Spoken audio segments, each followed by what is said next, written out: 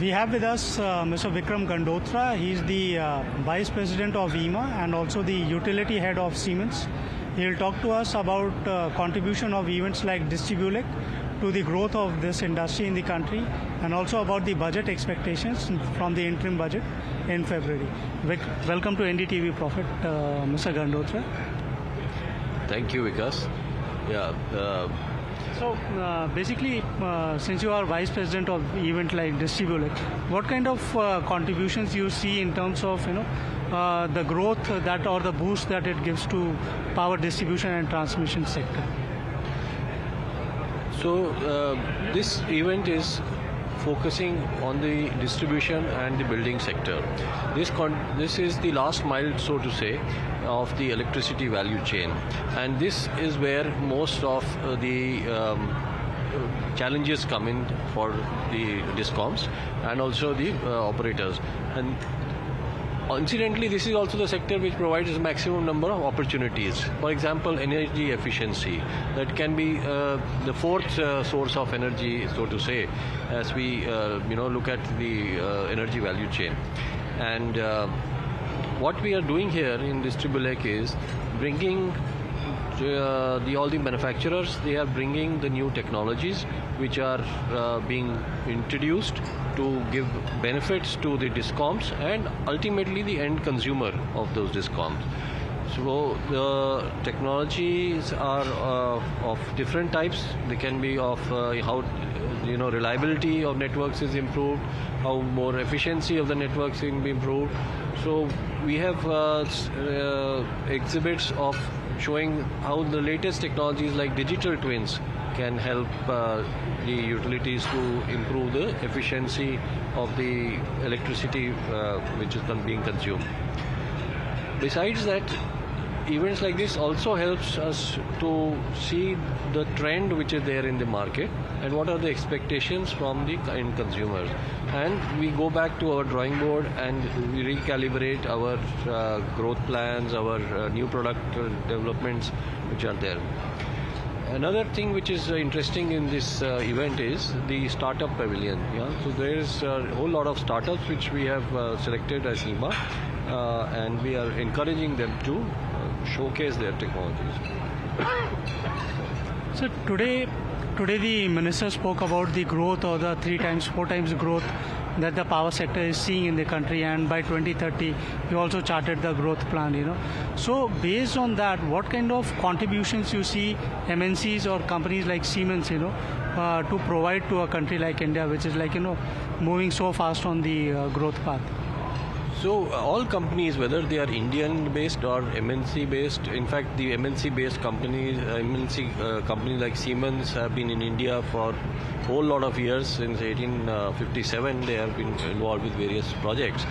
So they have very large investments in this country, and all these companies, they have very which these manufacturing bases are used not only for the Indian market but also for the global markets, and they have very large teams for research and development which are doing cutting edge technology research in various applications, and these are being used, as I said, not only for Indian customer but also the global customer.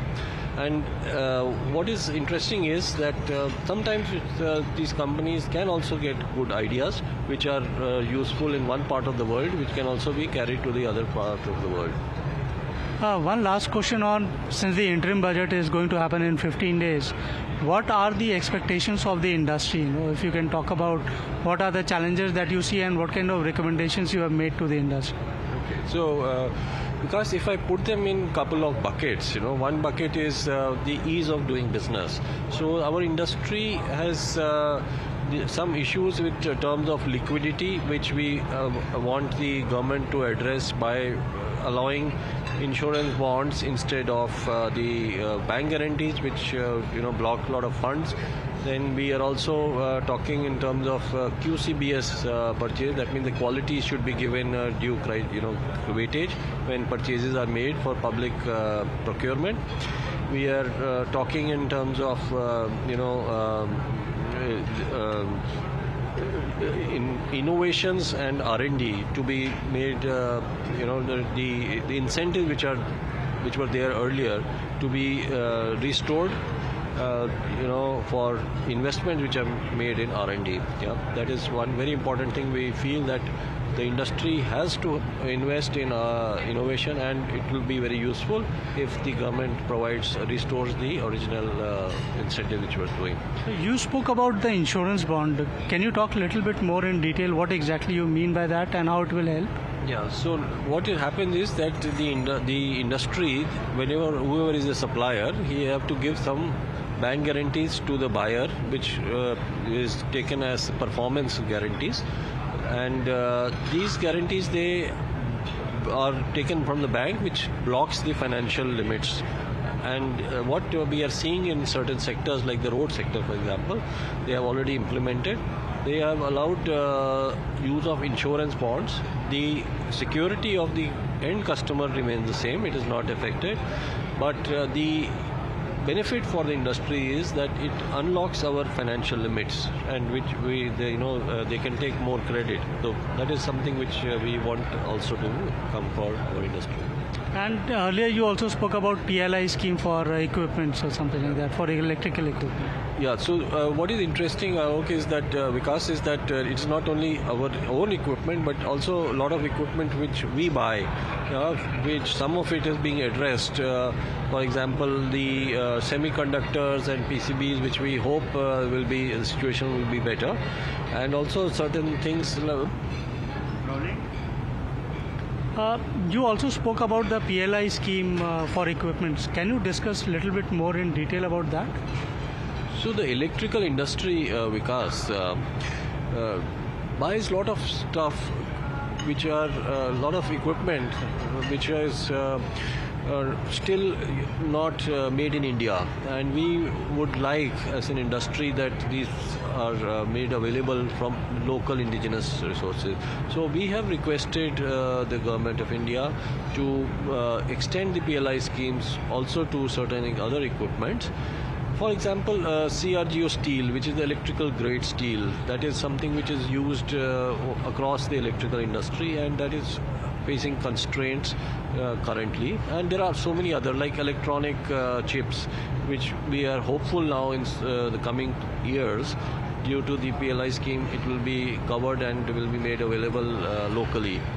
So there are few items which are there which act as a bottleneck, and we are hopeful that by PLI schemes they will be addressed favorably.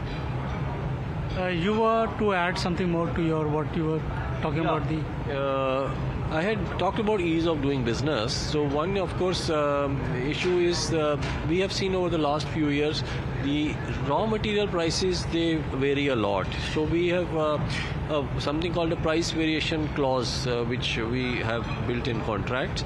But sometimes the customers do not enforce that clause, and our member companies, they end up getting financially hit due to no fault of theirs. Our request is that the price variation clause should be implemented across the contracts, because it is ultimately fair to the manufacturer also, and the customer as well. Thank you very much for talking to NDTV Profit, Mr. Gandotra. It was our pleasure. It was my pleasure too, Vikas. Thank you so much for having me here.